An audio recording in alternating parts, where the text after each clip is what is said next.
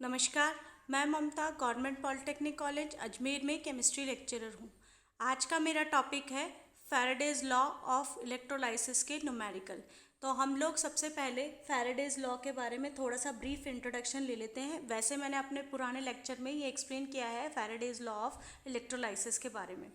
तो Faraday's law of electrolysis first law के बारे में बात कर लेते हैं। तो फर्स्ट लॉ ये कहता है कि जब जो भी मेटल का डिपॉजिशन होता है कैथोड पे, वो डिपेंड करता है कि कितनी इलेक्ट्रिसिटी प्रोड्यूस करी, उसके ऊपर डिपेंड करता है। यानी directly proportional to the mass of deposition is directly proportional to the electricity produce.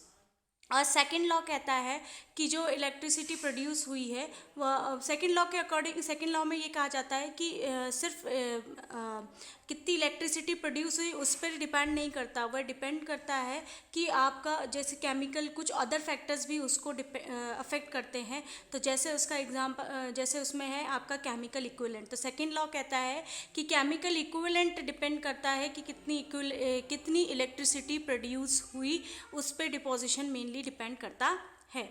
तो आज हम लोग फैराडेज लॉ के कुछ न्यूमेरिकल्स ले लेते हैं। तो सबसे पहला न्यूमेरिकल है कि जो भी आपका कोई किसी भी, अगर हम लोग कॉपर सल्फेट का इलेक्ट्रोलाइसिस करते हैं, कॉपर सल्फेट का इलेक्ट्रोलाइसिस करने के बाद हमें ये कैलकुलेट करना है कि कितना कॉपर का मास प्रोड्यूस हुआ 1 घंटे में, और उसमें हमने करंट दिया आपको 100 एम्पियर का।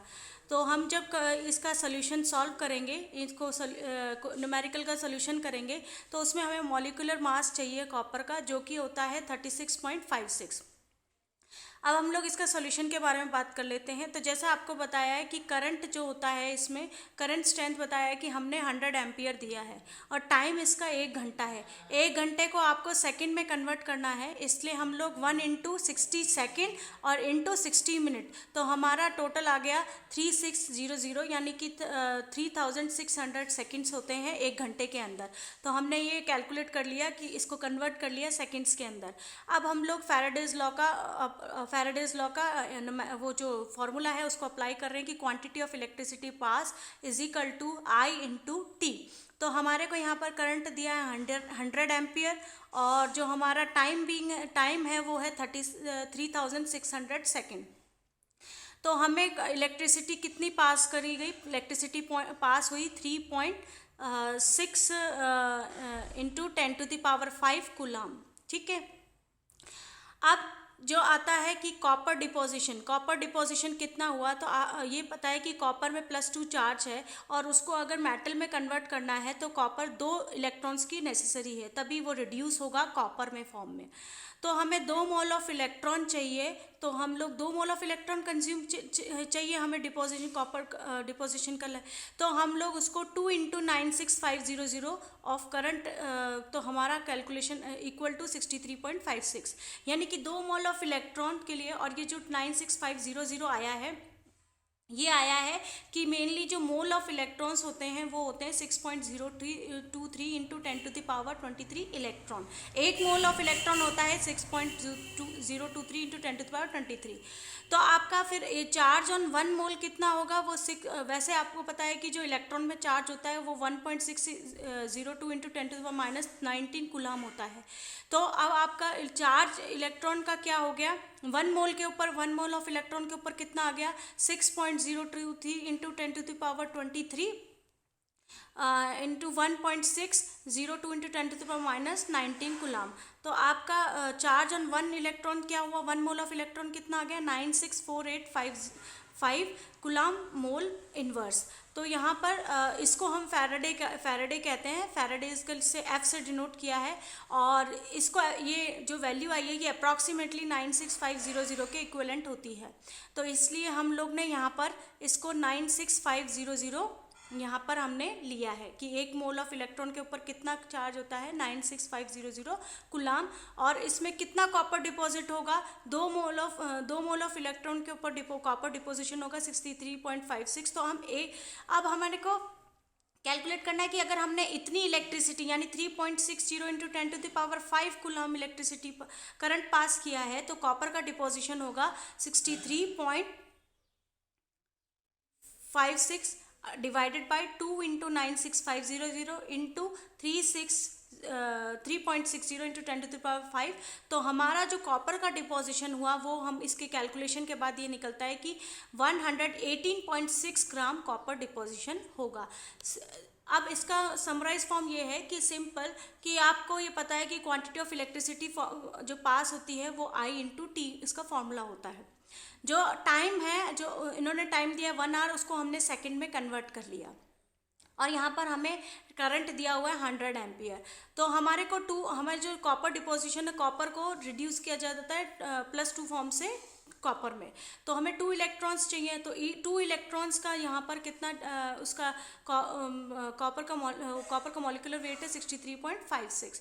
तो हमें अगर इतनी इलेक्ट्रिसिटी यानी कि 3.6056 इंटू 10⁵ आपको करंट दिया गया है, तो आपका कितनी डिपोजिशन होगा, तो वो हमने कैलकुलेट किया 63.56 divided by 2 into 96500 into 3.60 into 10⁵ और हमारा मास आया कि कितना डिपोजिशन हुआ कॉपर का जब आप कॉपर सल्फेट का इलेक्ट्रोलाइसिस करते हो और आप उसमें 1 घंटा और 1 घंटा आप 100 एम्पियर स्टडी करंट फ्लो करते हो, तो हमारा कॉपर डिपोजिशन होगा 118.6 ग्राम।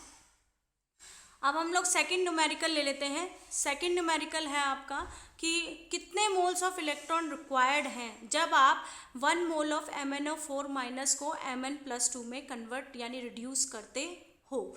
कि दूसरा क्वेश्चन है कि अगर आप मोल्टन Al2O3 को 10 ग्राम ऑफ एल्यूमिनियम प्रोड्यूस करने के लिए कितने मोल्स ऑफ इलेक्ट्रॉन रिक्वायर्ड होंगे।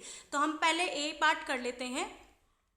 तो ए पार्ट में ये कहते हैं कि मोल ऑफ इलेक्ट्रॉन रिक्वायर्ड, यानी कि आपको यहाँ इक्वेशन दी है कि हमें रिड्यूस करना है MnO4 माइनस को Mn+2 में। तो हमें MnO4 माइनस इसकी वैलेंसी Mn की यहाँ पर है 7 तो हमको इसको +2 में कन्वर्ट करना है। तो इसका मतलब 5 इलेक्ट्रॉन्स हमें चाहिए Mn+2 में कन्वर्ट करने के लिए। तो यहाँ पर 1 mole of MnO4 will reduce by 5 moles of electron. तो यहाँ पर हमें कितने इलेक्ट्रॉन्स चाहिए, 5 मोल्स ऑफ इलेक्ट्रॉन। अब सेकंड ये था कि आपका Al2O3 है उसकी मोल्टन स्टेट का, उसको हमने 10 ग्राम ऑफ एल्यूमिनियम प्रोड्यूस करने के लिए कितने मोल्स रिक्वायर्ड हैं। तो यहाँ देखो कि एल्यूमिनियम जो होता है वो +3 स्टेट में होता है, उसको हमें Al में रिड्यूस करना है। तो हम 3 इलेक्ट्रॉन्स को हमें देना पड़ेगा, तभी Al मेटल फॉर्म में कन्वर्ट होगा।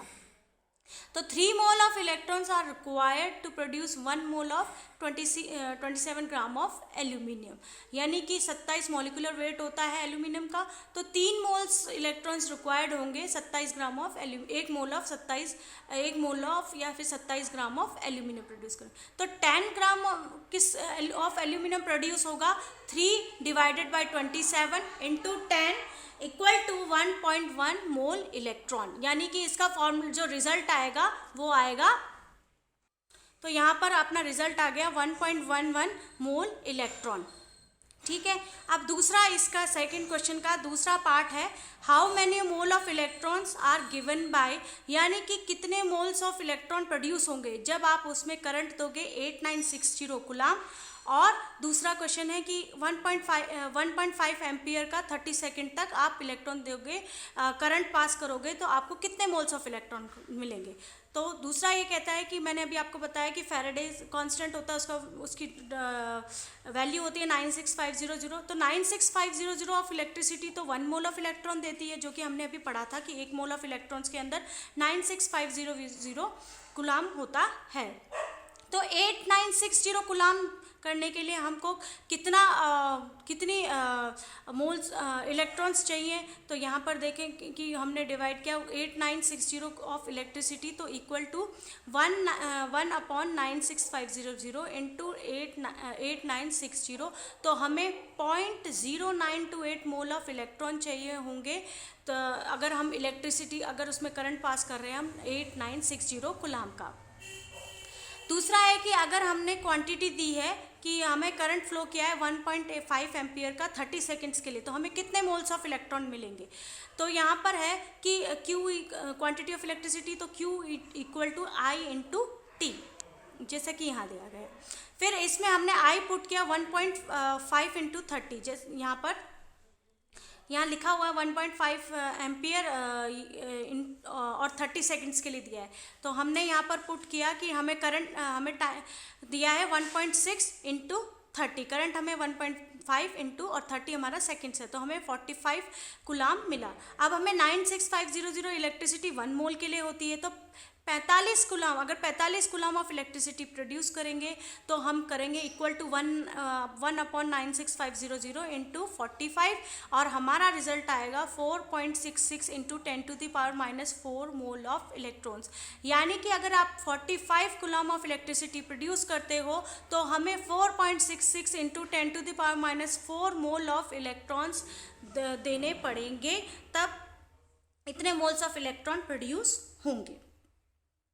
थर्ड जो है कि आपका कितना मिनट्स रिक्वायर्ड होगा जब आप 0.20 मोल ऑफ कॉपर को कॉपर 2+ को कॉपर में कन्वर्ट करेंगे और करंट हमारा 10 एम्पियर रहेगा।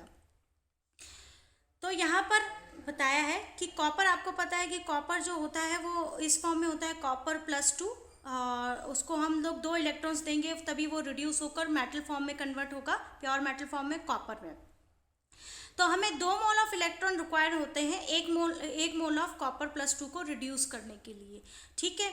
तो हमें 0.20 मोल ऑफ कॉपर दिया जाएगा, तो कितना रिड्यूस होगा, तो रिड्यूस बाय 2/1 इंटू 0.020, तो हमारा 0.4 मोल ऑफ इलेक्ट्रॉन्स रिक्वायर्ड होंगे जब हम 0.2 मोल ऑफ कॉपर को रिड्यूस करेंगे कॉपर में। तो अब हमें पता करना है कि 1 मोल ऑफ इलेक्ट्रॉन्स के लिए कितना होगा, तो वो अभी आपको बताया 96500 कूलाम। तो 0.4 मोल ऑफ इलेक्ट्रॉन्स के लिए कितना होगा, तो 96500 इंटू 0.04 इक्वल टू 38600 कूलाम। अब हमें कैलकुलेट करना है कि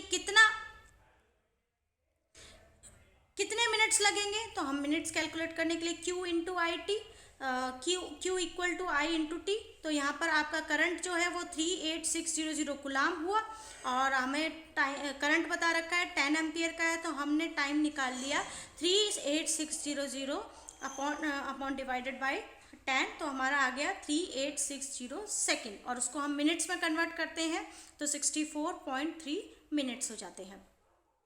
तो ये हमारा आज का लेक्चर है जिसमें हमने 2 न्यूमेरिकल्स के बारे में एक्सप्लेन किया कि किस तरीके से 2 न्यूमेरिकल्स में कि अगर मान लो आपको मोल्स निकालने हैं कि कितने मोल्स ऑफ इलेक्ट्रॉन्स रिक्वायर्ड हैं, तो अगर जैसे रिड्यूस करना है MnO4- को Mn+2 में, या फिर Al2O3 को Al में रिड्यूस करना है, या फिर कितने मोल्स ऑफ इलेक्ट्रॉन दिए जाते हैं, इलेक्ट्रॉन निकल सकते हैं, इलेक्ट्रॉन्स कितने मोल्स ऑफ इलेक्ट्रॉन्स चाहिए जब आप इतने 8960 कूलाम का करंट फ्लो करते हैं, या फिर आप इतना करंट फ्लो करते हैं इतने सेकंड के लिए, तो हम नंबर ऑफ मोल्स इलेक्ट्रॉन निकालने पड़ेंगे।